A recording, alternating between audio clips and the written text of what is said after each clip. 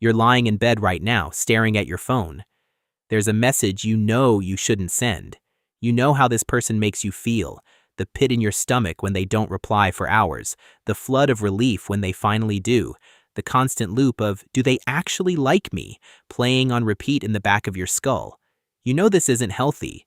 Your friends have told you, you've told yourself, and your thumb is already typing because some part of you, a part deeper than logic, older than language, is convinced this person is exactly what you need, even though every piece of evidence says otherwise.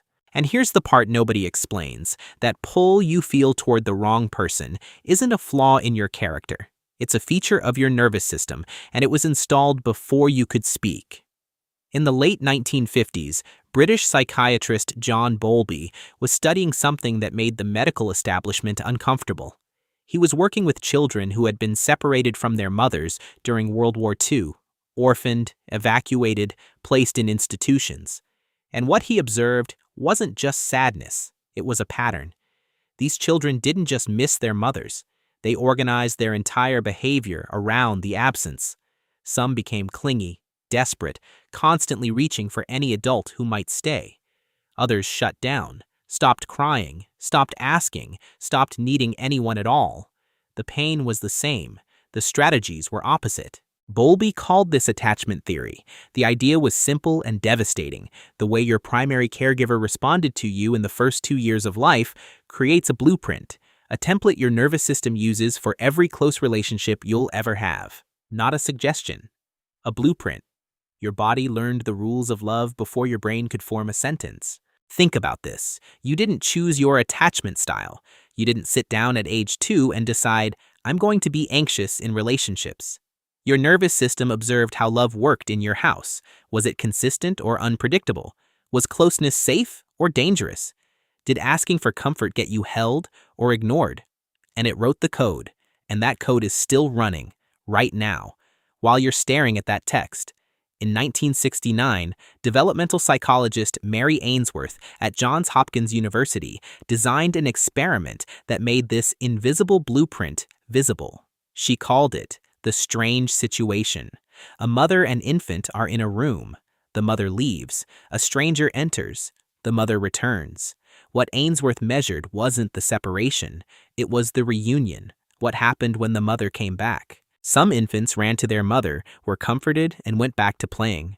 Ainsworth called them securely attached.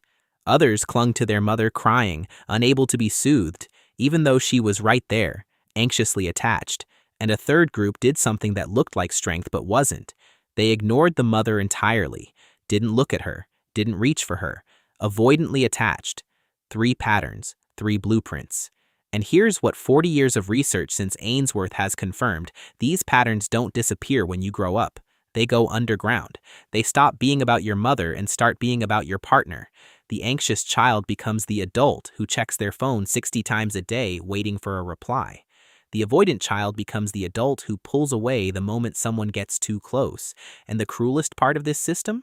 These 2 types are magnetically attracted to each other. In 2010, psychiatrist Amir Levine and psychologist Rachel Heller published research that mapped exactly how the anxious avoidant trap works.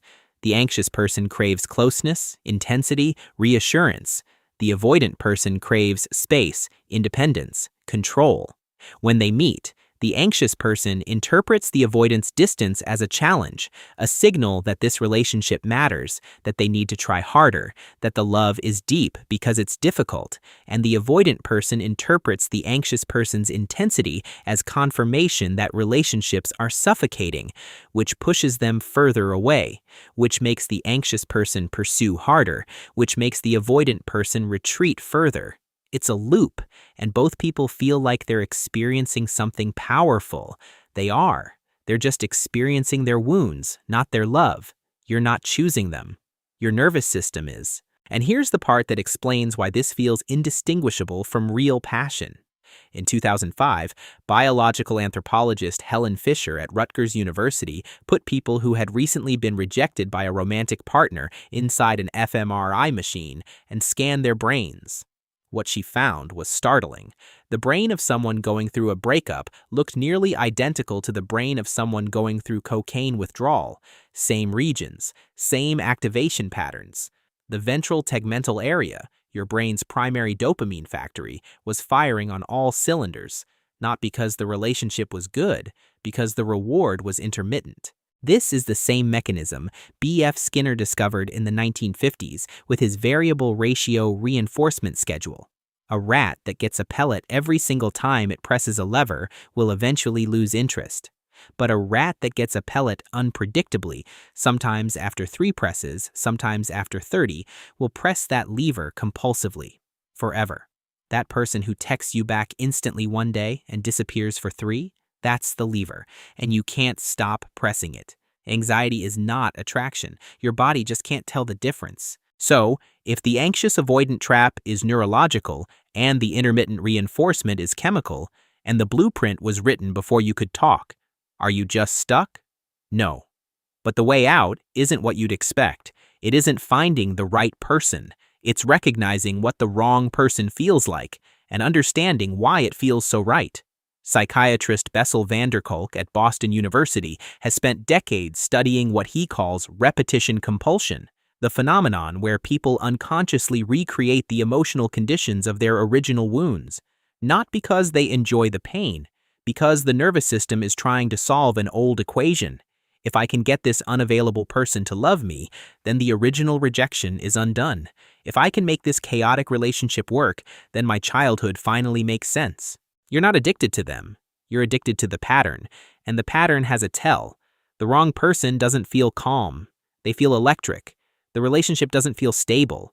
It feels consuming. You don't think about them occasionally. You think about them constantly. The highs are euphoric. The lows are devastating. And you call the whole roller coaster passion. But here's what securely attached people know that nobody teaches you. Love isn't supposed to feel like a heart attack. The right relationship feels like relief.